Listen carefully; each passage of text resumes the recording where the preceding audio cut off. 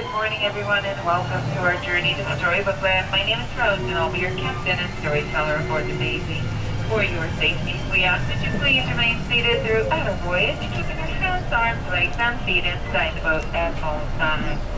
Most people travel to enchanted worlds through the pages of a book, but those that go in person usually find the experience to be quite magical or menacing. But don't worry, friends, it looks like we just went through the jaws of monster the whale, the same whale that swallowed Pinocchio.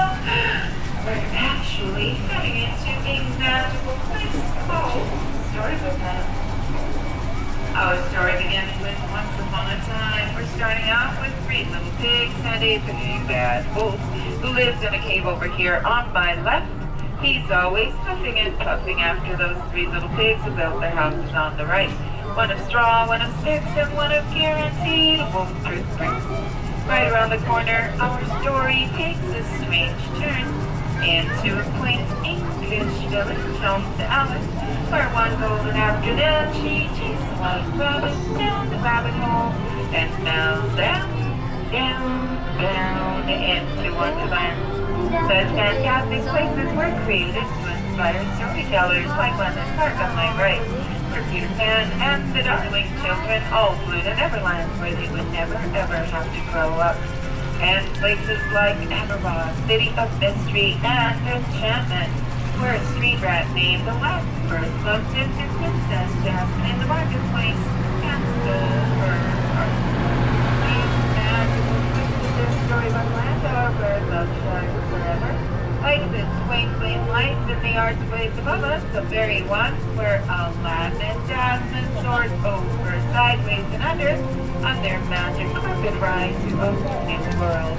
While good stories are filled with light, they have their dark places as well, like the Cave of Wonders just ahead. Its treasure bears a curse that can only be lifted by the genie of the lamp. Legend says whoever frees the genie will be granted 3 wishes. Let's all make a wish and see if it comes true.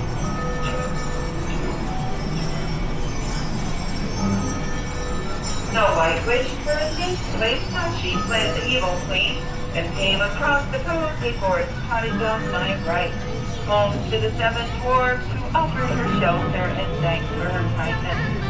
Cinderella wished to go to the ball, and her fairy godmother granted it, but when she did leave by midnight, her carriage turned back into a pumpkin. While magic does have its limits, thankfully, love does not. Now Cinderella lives with her prince in that castle, atop the hill. Dreams can come true, and just like wishes, they inspire our stories here. While some dream of happily ever after, others dream of drifting off to sleep on hills of quilted flowers. Like the giant patchwork quilt on my left that was inspired by the silly symphony cartoon, Lullaby Land.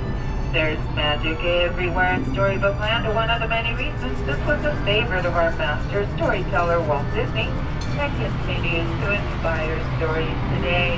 Like Tangled, on my left we have Rapunzel's tower, where she was held captive by Mother Gothel, but thanks to Flynn Rider and her trusty frying pan, she escaped to have the best day ever at the Festival of Floating Lights, where she discovered that she was the missing princess, Huzzah!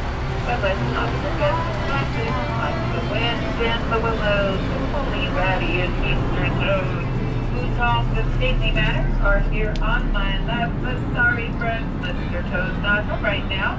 He's on a wild ride heading to nowhere in particular.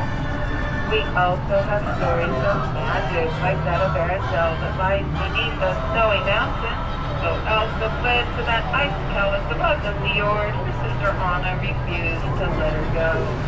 In the Alpine village ahead, woodcarvers again a wished on a star that was covered with becoming a real boy. When Pinocchio rescued him from Monstro the whale, the blueberry branch in his wish. And here on my left is Oaken's trading post. Yoo-hoo! Geppetto's wish is like that of so many fairy tales, like the one that led a little mermaid named Ariel to follow Prince Eric to the castle here on my right. Her story began in the shadow of her father, King Triton, in the underwater city of Atlantica here to my left. It is here where the adventures spilled out and over, and like all good stories, ended in happily ever. And as we head to the dock, please keep those fingers, hands, and arms inside the boat. When we come to a full stop, please remain seated. I'm going to count to 3 so you can stand up at the same time and no one falls over under the sea. Thank you so much for joining us today. I wish you all the very best on the rest of your stay here at the Disneyland Resort, and of course to infinity